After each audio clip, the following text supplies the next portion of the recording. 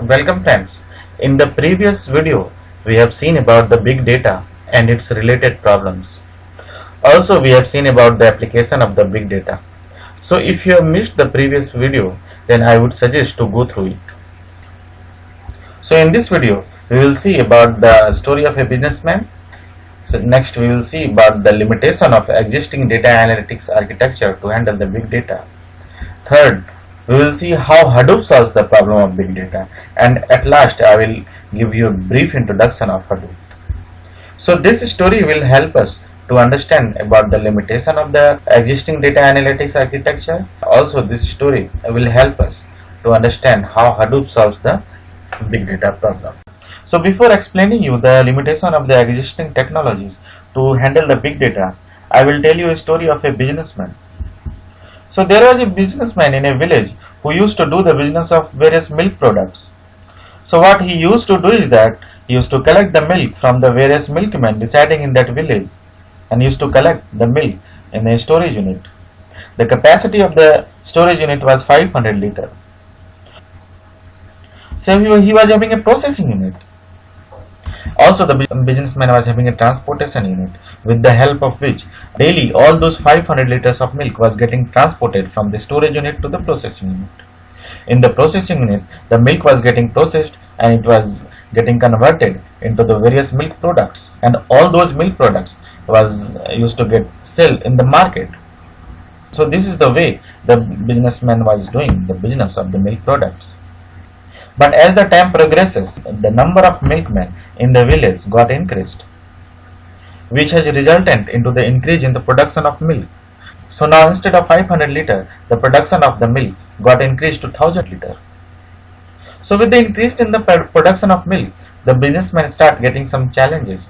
So his first challenge was to store the extra 500 liters of milk, because the current capacity of his container is 500 liters.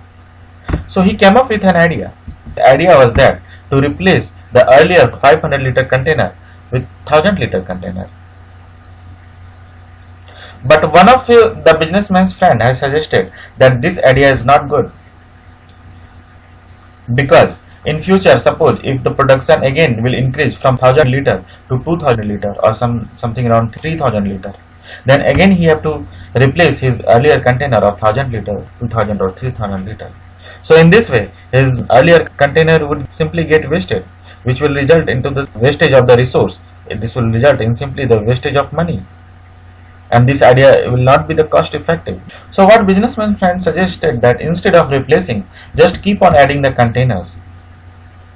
So with this idea, again, if in future also if the production of milk gets increased, then businessman could keep on adding the containers, and in this way the previous container will also not get wasted. So by adopting his friend's idea, businessman was able to solve his storage problem, and this idea was also cost effective, because here the container were not getting wasted. But still his total problem was not solved, because his transportation unit's capacity was to transport only 500 liters of milk daily. But here now the capacity of the storage unit is 1000 liters. So due to this, from 1000 liters of milk, only 500 liters of milk was able to getting transport from the storage unit to processing unit, and the rest 500 liters of milk was start getting wasted daily. Due to this, the processing unit was also not able to process all those 1000 liters of milk due to the limitation of the transportation unit. So again the businessman has came to a solution, and this time he doesn't increase the number of transportation unit, but what he did is that he has merged both the processing unit and the storage unit. So by merging, now the businessman was able to process all those 1000 liters of milk which was produced daily. Also he was independent of the transportation unit.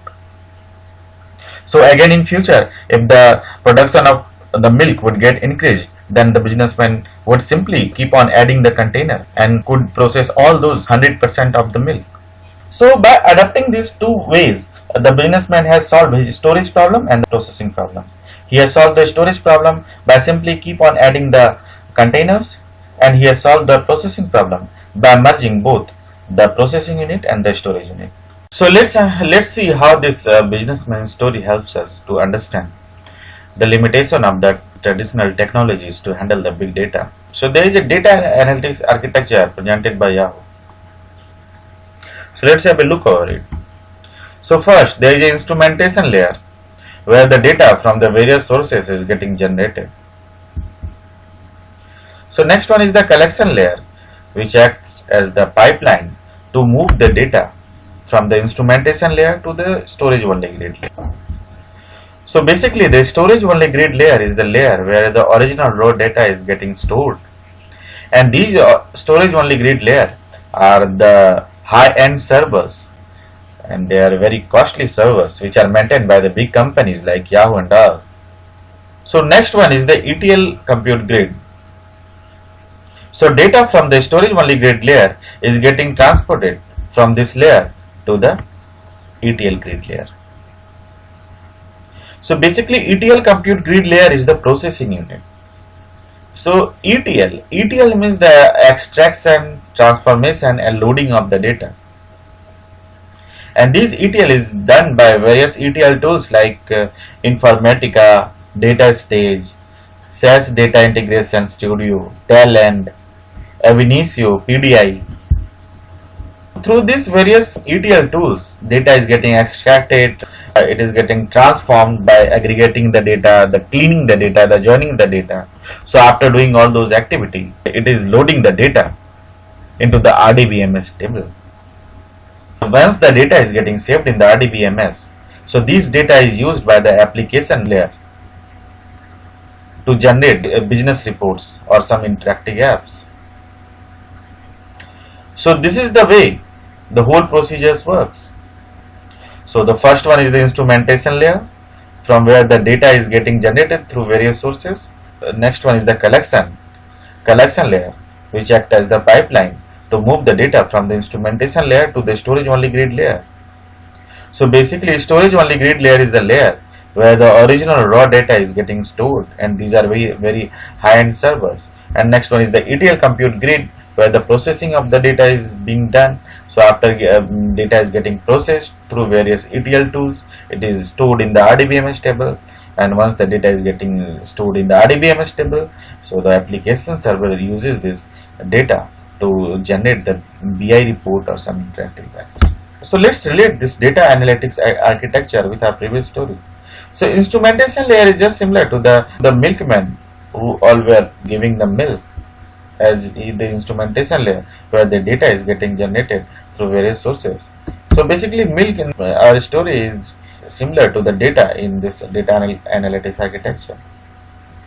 So the storage layer is similar to the storage unit of the milk in our previous story, and this ETL compute grid, which is processing layer, is similar to the processing unit in our previous story. So there also everything was going fine when the production of milk was normal. Here also everything is fine when the data daily getting generated is not in large amount.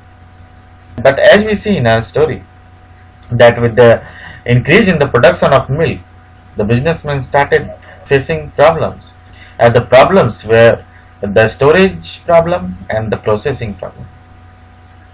So in the same way here also, with the advancement of the technologies, so data from the various sources start getting generated in the instrumentation layer. So data from various sources like the web servers, the cache registers, the network equipments, the system logs, the application server log, the software log, the machine data log. So data from the various sources started getting generated in large amount. So daily that hundreds or thousands terabytes of data start getting generated. So once the rate of generation of data has increased, so this architecture also started facing problem. So the first problem is can't explore original high fidelity raw data. Second one is the moving data to compute doesn't scale, and the third one is the premature data depth. So let's see one by one. So first one is can't explore original high fidelity raw data. Since the size of the data is so large, here in this example, the data is 2 petabyte, which is a large amount of data. So since the size of the data is so large that only 10% of the raw data is getting transported from the storage unit to the processing unit, which is ETL compute grade. And the second problem is the moving data to compute doesn't scale. It's obvious. Suppose if daily terabytes and terabytes of data is getting generated, so is it possible to move the data from the storage layer to the ETL compute grade layer? It's no, because the size of data is so large that the moving data doesn't scale. It is difficult to move such huge amount of data daily from the storage unit to the processing unit. So what they do is that the most important data they used to transport from the storage grid to the processing grid, and there in processing grid through ETL tools the data is getting cleaned, extracted, transformed, and it loads into the RDBMS table, and from where the application uses those RDBMS data to generate report and interactive apps. So only those data which are very important getting transformed from the storage grid to the ETL grid. So if you will see here, only 10% of the 2 petabyte data is available for BI. And the third problem is the premature data depth. So since we are able to move only 10% of the data from storage grid to the ETL grid, the rest 90% of the data is getting archived. And once the data is getting archived, it is almost like the premature death of data. So why I am calling it as premature death of the data? It's because once the data is archived, so even if in future if you want to take those data to analyze, so it's very difficult again to get all this data, because big companies are having a long processes. If we'll ask from the backup data team to get all those data, then we have to give lot of answers like why we need the data. So is there any security violation in getting the data? So big companies are having a lot of process. So once the data is getting archived, it's almost like death of the data. So basically we have seen the limitation, like we are not able to analyze all those 100% of original raw data, and due to the large size only we are able to analyze 10% of the raw data, and rest 90% of data is getting archived, which is just like a premature death of the data. So we can't explore the original high fidelity raw data. So this is the limitation of the existing data analytics architecture. So basically here also if you will see, we are having the limitation in the two stages, that is the storage and the processing. So in storage is that, suppose if the size of the data is becoming large, then the companies have to upgrade those storage unit to store those large amount of data. So the company have to upgrade those storage unit by increasing the hard disk, the CPU, the RAMs. And since this storage unit is a very high-end server, so upgrading these high-end servers have to bear a large amount of cost. They have to invest a large amount of money, and upgrading this high-end server is not at all cost effective. Companies have to bear a large amount of money to upgrade this high-end server. In the processing we have seen that we can't explore the original 100% of raw data. So we can clearly see here that only 10% of the raw data is getting analyzed, and the rest 90% of the data is archived. It is just like a premature death of the data. So basically this is the limitation of the existing data analytics architecture, which is presented by Yahoo. So now let's see how Hadoop helps us to solve the problem of limitation of existing data analytics architecture. So what Hadoop is doing is that in order to solve its processing problem, it is merging both the storage unit and the processing unit. So as we have seen in our milk products businessman example, that in order to solve his processing problem, he merged both storage unit and the processing unit. So by merging both these units, he was able to process all those 1000 liters of milk daily. So in the same way, Hadoop also solves its problem of processing by merging both the storage unit and the processing unit. So basically Hadoop is a combined storage and compute layer. It means that both the storage and the processing layer is present in a single unit. It's a combination of both storage and the compute layer. And Hadoop's storage unit is known as HDFS, that is Hadoop Distributed File System. And its processing unit is known as YARN, that is yet another resource negotiator. Don't worry, we will go through all these details. So now just understand that Hadoop is a combined storage and compute layer where both the storage unit and the processing unit, that is HDFS and the YARN, is present as a single unit. So by merging these units, Hadoop solves its processing problem, because now a processing unit can explore all those 100% of original raw data. So earlier in the case where it was not able to explore all those original raw data, now by merging 100% of original raw data can be accessed by the processing unit. And the second one is that it is scalable for ETL and aggregation, because earlier if you will see, the data itself has to move from the storage unit to the processing unit, and since the size of the data was so large that it was difficult to move the data from the storage unit and the processing unit. So here reversed has happened. Here the processing unit has traveled to the storage unit and both merged as a single unit. To move the data itself, it is difficult because it is large in size, but to move the processing unit is easier, because processing units contains some simple programs which are not very much large in size, those are very small in size, so it is easier to move the processing unit rather than the data unit. So by merging, now it is scalable for ETL and aggregation, because data can be processed here itself.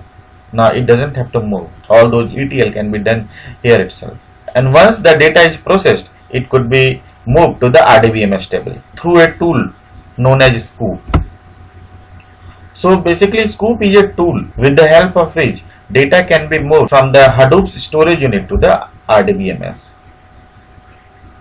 And we can also extract data from the RDBMS to the HDFS, that is Hadoop's storage unit.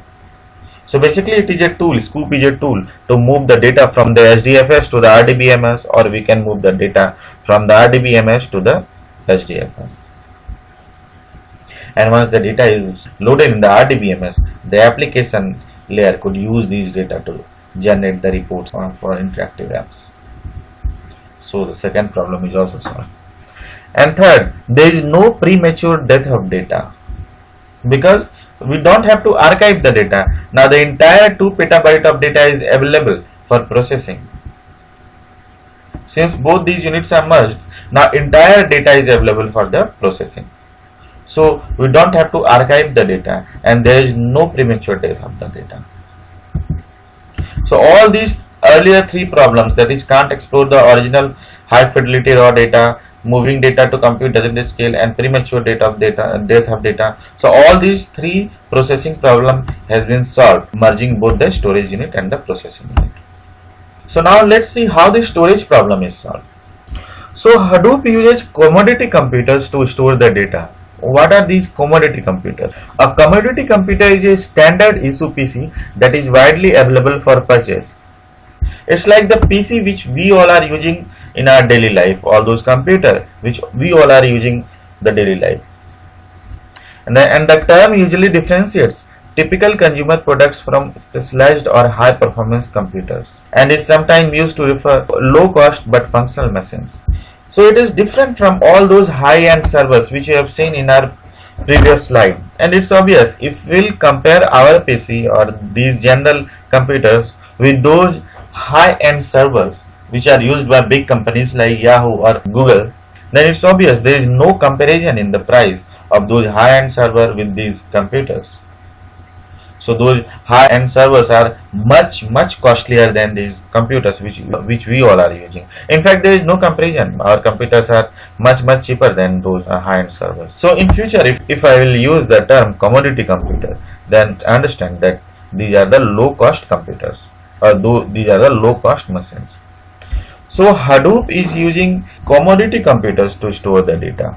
And when the data size increases, then it keep on adding the commodity computers. As you have seen in our story, our businessman's story, that he has solved his storage problem by keep on adding the containers, the mill containers. Earlier, where the capacity of the milk container was 500 liter, and when the production of the milk got increased, then again he added one more 500 liter container. So he has solved this storage problem. So in the same way, Hadoop stores the data in the commodity computers, and when the size of the data gets increased, then it again adds more commodity computers. So by this way, Hadoop is solving its storage problem. So the property of Hadoop to add those commodity computers whenever it is required is also known as the scalability of Hadoop.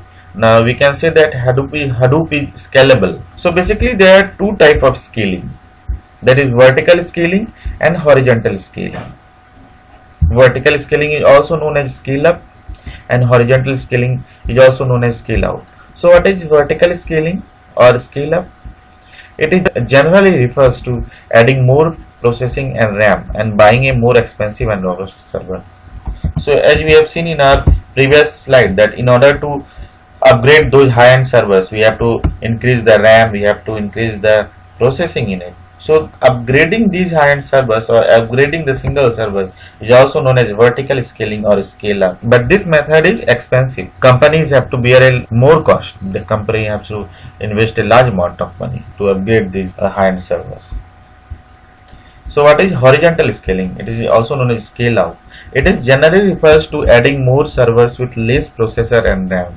These less processor and RAM, it means the commodity computers. So generally scale out is adding more commodities computers whenever it is required, whenever the size of the data gets increased. So whenever the size of data gets increased, just add these commodity computers. So this is usually a cheaper overall and can literally scale infinitely. So this method is cheaper. Now here the companies doesn't have to invest large amount of money, as we have seen in this case, where the companies have to invest large amount of money to upgrade those high-end servers. And we can add n number of these commodity computers. So if the data size gets increasing, then we can keep on adding the n numbers of commodity computers. So basically scale out process is cheaper than the scale up. So Hadoop adopts the scale out feature. So we can also say that Hadoop is scalable. That is, we can keep on adding the commodity computers whenever it is required. So by this way, the storage also is cost effective in Hadoop. So Hadoop solves both of its problem, its processing problem and the storage problem. Solves its processing problem by merging both the storage and the processing in it. So by merging, it can explore all those 100% of data, and all those processing activity could be done here itself. And third, there is no premature death of data because we are not archiving the data. All entire set of data is available for processing. And the storage problem is solved by using the commodity computers. So let's see the definition of Hadoop. So Hadoop is a free Java-based programming framework that supports the processing of large data sets in a scalable and distributed computing environment. It is a part of Apache project sponsored by the Apache Software Foundation. So Hadoop is a framework like other frameworks in Java, like Hibernate, Struts, Spring. So like all those frameworks, Hadoop is also a framework in Java, which is free, and it is sponsored by the Apache Software Foundation. It is a Apache project. What are these frameworks? So basically frameworks are predefined set of libraries with the help of which a developer doesn't have to write the code from the scratch. Hadoop supports the processing of large data sets in a scalable. I have already explained the capability of adding the commodity computers. Whenever the data sets increases, Hadoop can simply keep on adding the commodity computers. So Hadoop is scalable, and so it is processing the large data sets in a scalable and distributed computing environment. So this distributed computing environment you will understand when I will go in more details of the Hadoop architecture. I will give you just a brief explanation of this distributed computing environment, but I will explain in more detail when I will explain the architecture of the Hadoop. So what Hadoop does is that whenever the data is saved in the Hadoop, it is splitting the data into various blocks, and the default size of the block is 128 MB. Suppose if the size of the data is 600 MB, then it will split into various blocks, and the default size is 128 MB. So it will split the data into the blocks of 128 MB. So let's see what happens. So 128 MB, 128 MB, 128 MB, 128 MB as 88 MB. And if we'll add all these data, then it will be equal to 600 MB. So whenever we save the data into the Hadoop, then it is splitting the data into the blocks and process all these data parallelly. So that's why Hadoop is optimized to access batches of large data quickly. So this is what distributed computing environment. So Hadoop is a free Java framework that is provided by Apache, and it is scalable, and it is processing the large sets of data in a distributed computing environment. And we have already explained the components of Hadoop. That is, its storage unit is known as HDFS, that is Hadoop Distributed File System, and its processing unit is termed as YARN, that is yet another resource negotiator. So you must be having few questions in your mind, like, since Hadoop is using commodity computers, there are high chances to lose the data. Since Hadoop is saving the data in the commodities computer, which are low cost machines, then there are chances that some fault could happen in these commodity computers, or sometimes these commodity computers can become corrupt. So what Hadoop does for the safety of all those data which were saved in those corrupted commodity computers in which some fault has occurred. Also, since both the storage and processing units are merged, how the processing unit is able to handle such large amount of data. Since the storage and processing units are merged, now the processing unit is able to compute all those 100% of raw data. Since the size of the data becomes large, then how does this processing unit is processing such large amount of data? And I think you must have got a little idea about this question. Since the Hadoop is a distributed environment, what Hadoop does is that before saving the data, it is splitting the data into various blocks and processing it parallelly. So don't worry, when you will get into the details in the next video, you will get all the answers of these questions. So in the next video, we will see in detail about the Hadoop's architecture. So thanks for watching this video.